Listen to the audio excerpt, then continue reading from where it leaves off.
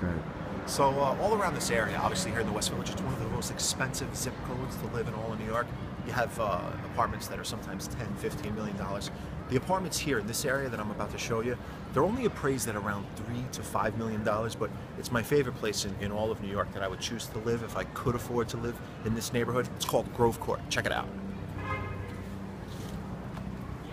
Isn't that pretty? So this here Grove Court was built in 1848, and the ironic part is it was built for poor people to live in. Rich people wouldn't want to live in a place like this because it's set back from the street.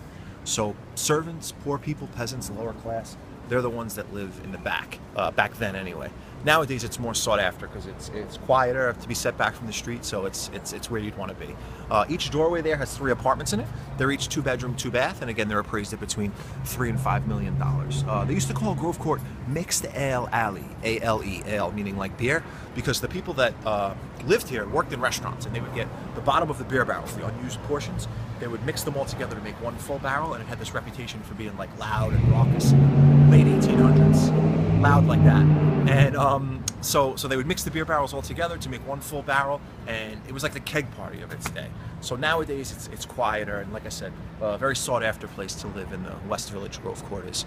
O. Henry, the author, lived in Greenwich Village, and he wrote a short story about Grove Court. It was called The Last Leaf. And the story goes that there's a woman who lives upstairs in one of those apartments, and she's dying. And she says that when the last leaf falls off the vine outside of her window, she's going to lose all hope and kick the bucket. Well, there's an artist that lives downstairs from her. He hears her say this, and in the middle of the night, he puts a ladder up, he paints leaves on the wall, and it renews her hope, and she winds up living. So O. Henry wrote that short story about Grove Court. And also, O. Henry lived in a basement apartment like this. So he would have lived down there, and the story goes that O. Henry would watch people's feet going by, and he would imagine where they were going, what they were going to do, and that would give him his ideas about what he was going to write about. So come on this way, guys, to the next stop.